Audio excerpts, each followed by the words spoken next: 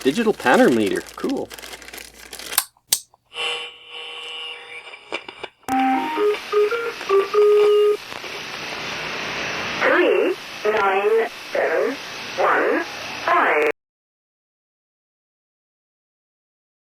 Well, as you know, I got this nice panel meter in that ludicrous box of stuff I got from Sphere Research. And of course, the plan is to take this, because it goes from 0 to 50 amps to 300 volts on my Variac. Now, here is my Variac. And it was a nice one because it went up to 250 volts. And it was built like a brick crap house, so it's well made. But, as you can tell from looking at the front, it's got a few safety issues. Well, of course, first there's these binding posts and this snaggly ass wire like that. Never liked that very much. Of course, next thing is there's no direct ground on it. It's just got a chassis ground down here. I could have put a wire that goes across, but that would have messed things up even more. Basically, there's no fuse in it either, so a good chance if something goes south it blows up the Variac before anything else. Another problem, there is no switch, so it was either a problem of plugging it in and plugging it out to turn it off and on, and no indicator whether or not it's off or on. So I think I can get all that solved by putting this panel meter on there and doing a few other adjustments. So what I'm going to do now is run around on the back and see if I've got a switch that will fit, a fuse holder, a plug that I can fit on there, and of course then I got my panel meter, and I think I should have all that in the junk place, in my junk boxes in the back, or in my storage of stuff in the back. So I'm going to run off and get those now and be back in a few minutes. Later. Okay, so a few minutes rummaging through my store of goodies. I found a nice lighted switch. Though the only problem with it is that the wires can't be disconnected, which is good. I have another one, but I'm going to pick with this one. Of course, I found a plug. Nice 3-prong plug, earth grounded, pretty monkey. That actually comes out of my old dim bulb tester. I'll put a link to that in there. Of course, a fuse holder. I have a whole whack of those. I just picked one that was about the right size. There we go. And of course, a plug mount. And next thing is some binding posts, which are nice like that. You can screw those in somewhere, and they're good to, this one's good to 1000 volts, this one's good to 500, so it should be fine. And most importantly, I found this nice box that was just sitting back in there. Not much in it. In fact, I haven't opened it up yet. There's something in it. Just one of those things you collect up. I think I picked this up at a swap meet somewhere. Oh, okay. Some sort of standoff there. It's a... That is a 4-phase power hookup for some sort of avionics radio. Or like, oh, and there's a little micro switch right there too. Yeah, might incorporate that in my circuit. So in case someone pulls the front cover up, they can't do it. But that should fit nicely on my Variac. I'm just gonna put this stuff away now. Get my Variac back on the table. And see if this thing actually kind of fits on it. A few minutes later. Right, there's the Variac back on the table, and good. It does fit nicely. Shouldn't be too big.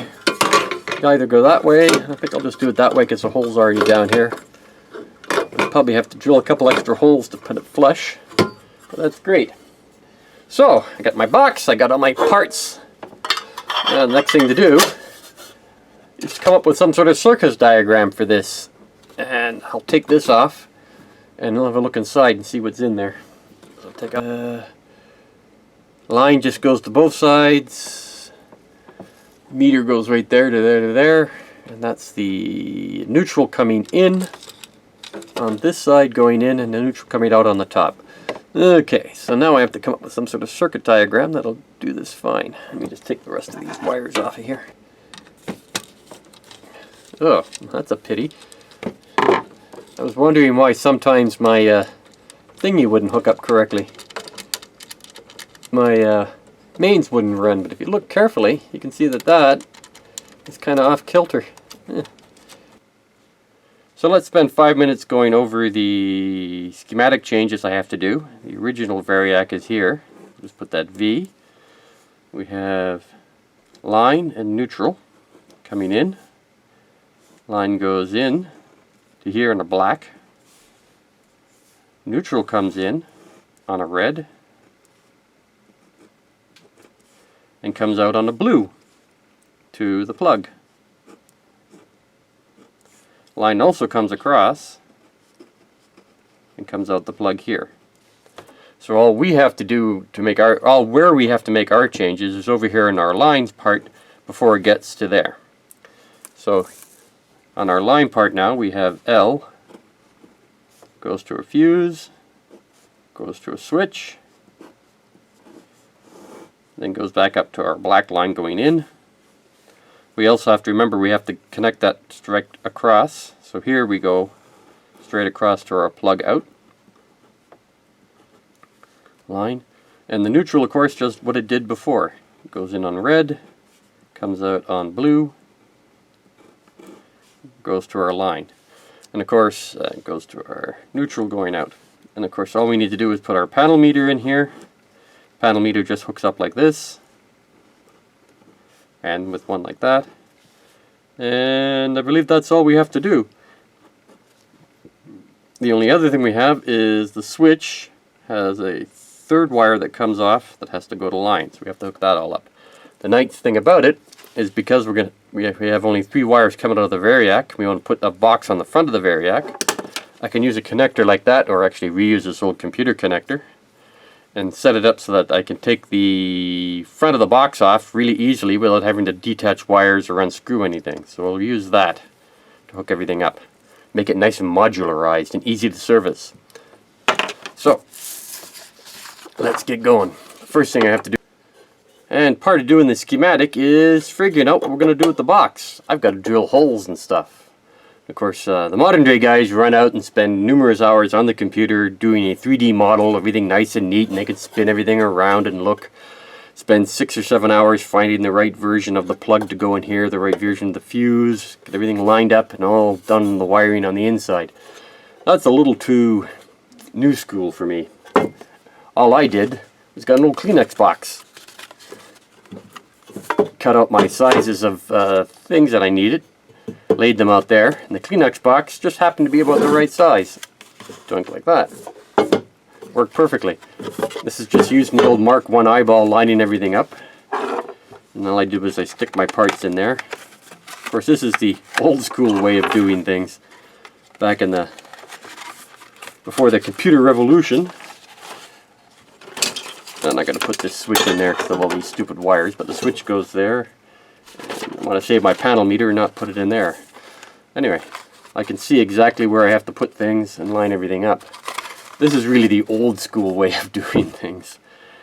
Considering they used to make whole airplanes out of plywood, spaceships, everything out of plywood first, to figure out where all the wires and stuff goes and work out any problems. Anyway, that's the old school way of doing it. And what I would have done in the old school way was take this, cut out that, lay it over top, get an approximation where everything is on the box to cut it out. The only thing is, I sort of gave in to modern day thing and made a template like this. It's actually quite easy. You just go in and do the template and get things lined up a lot better with equal sizes and everything there.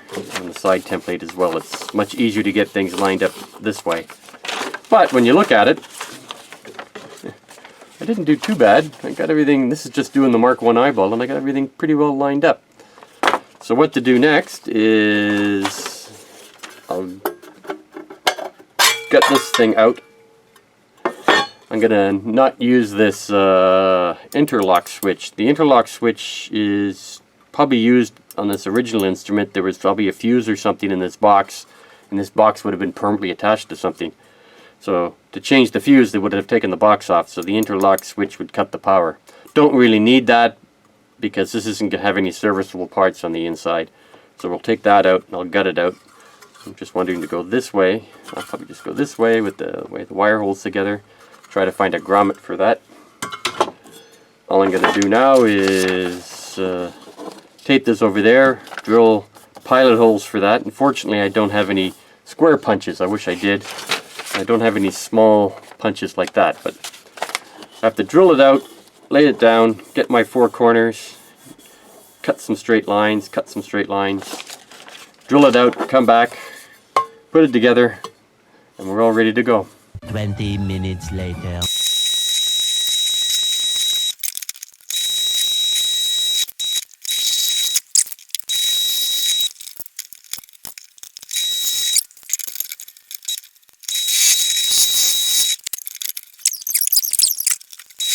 Later that same evening. And now the holes is all drilled, comes the laborious project of me taking my little tin nipper and nipping out the holes.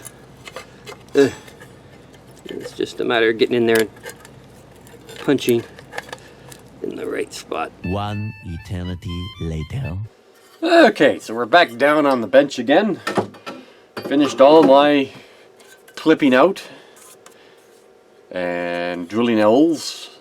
Got that all clipped out nice. All came out nice and even. A little bit of extra drilling. I've drilled 2 extra holes here and 2 extra holes down here. And the end plan is to stick it back in here in these 2 holes and these 2 holes down here and put it all back together. I'm just gonna see now how it kind of fits together nice. And one of the key things to do when you're putting this together is sort of think of what you're doing first. So I know on this one, this is the neutral side, that's lined. So I know my line is going to come up here to my fuse. Where'd my fuse go? Oh no. There's my fuse holder, which goes up to here.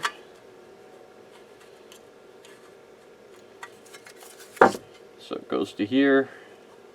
Probably best to put it like that, so the fuse goes to here, then the line comes down. My switchy switch fell down under the bench. Yeah, so the switch will go in like this. Then we want line. We want the line to, yeah, want the, that will be on, I hope.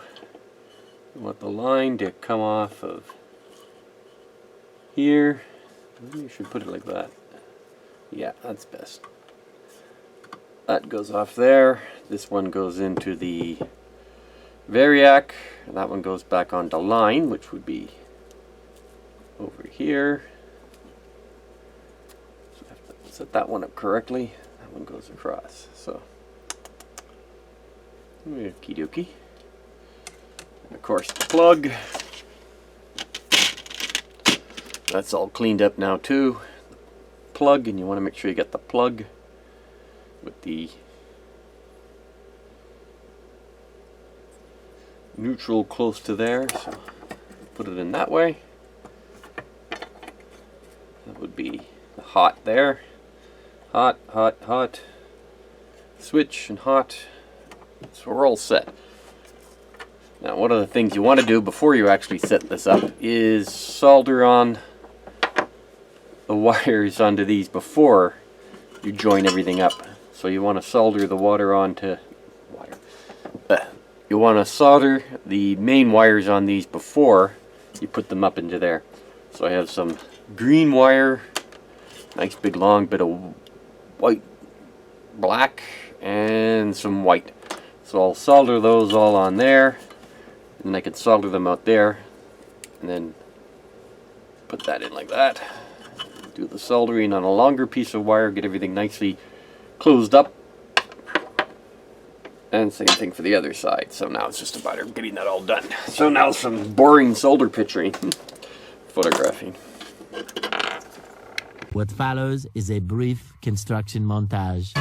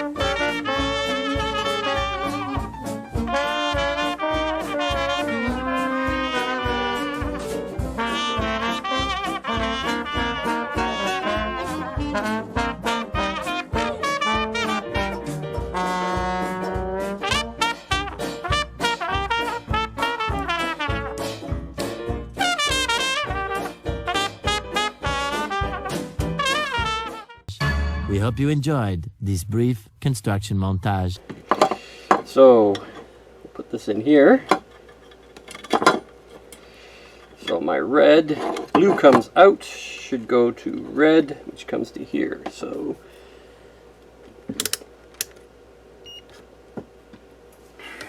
little continuity testing. It should go from here to here.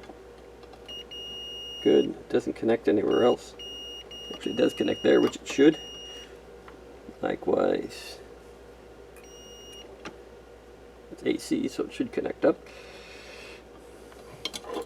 Line, just this side, should connect right over in here. Should also connect to here. Good. That one should also connect in here. Yeah, going through the switch, so it doesn't. That's good.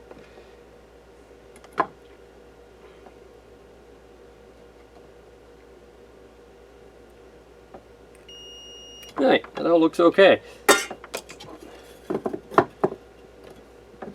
So, let's give it an electrical test. A little later. Alright, got me a fuse. Just gonna put a 1 amp in there to start. That should be sufficient. Okay. That's off. That's off. Plugged in, plugged in. Don't want to blow my panel meter. Okay. Let's put it up here at about mid voltage.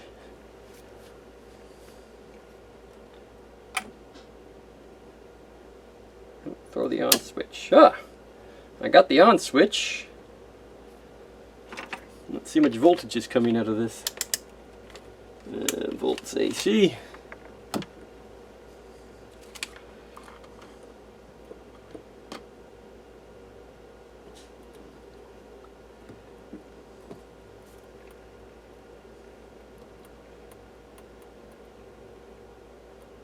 That doesn't look right. Why can that be right? Ah, there we go, 117. So that's right, perfect. Good. I can put the paddle meter in now. Turn that off. Swap that off. Unplug it. We'll do a second test, this time with the panel meter. Notice in the panel meter I put a piece of tape over it so I don't muck it up.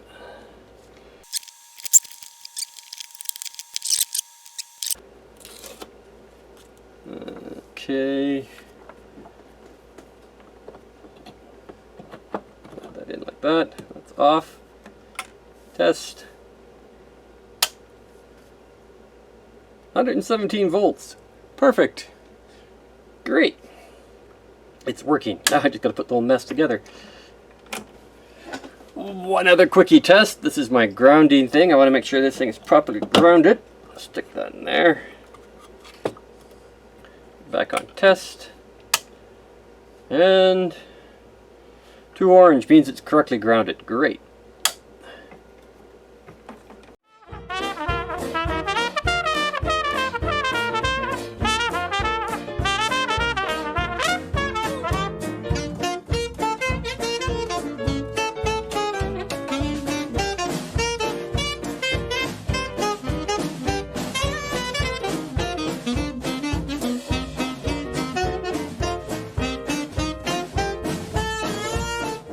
Okay, here we are, all set up nicely with 0 volts in the dim bulb tester. I've got it on the lowest voltage setting, my dim bulb tester, just in case something goes south. Okay, put it on test. No dim bulb. Throw the switch. Nothing there, but that doesn't usually come on until you get like 12 volts or 30 volts in there. Yeah, comes on at about 36 volts. Okay, that's fine. 68, 70, 92, 120. Perfect. Nothing coming out. Okay. Let's try a little test with a 60-watt bulb. It's still in there. Put it back on. Ah, good. Dim bulb tester is going bright, which is what it should, because this one still stuck into the 0.2 of an amp. That's perfect. Let me turn the dim bulb tester off. Swap out my plug and turn it back on at full power. And 0.4 of an amp, which is about right for a 60-watt bulb. 124 volts. Yeah, perfect. Hey, everything's happy-dappy. So, end of a good and a quickie project. I guess that box was well worth the money I spent on it.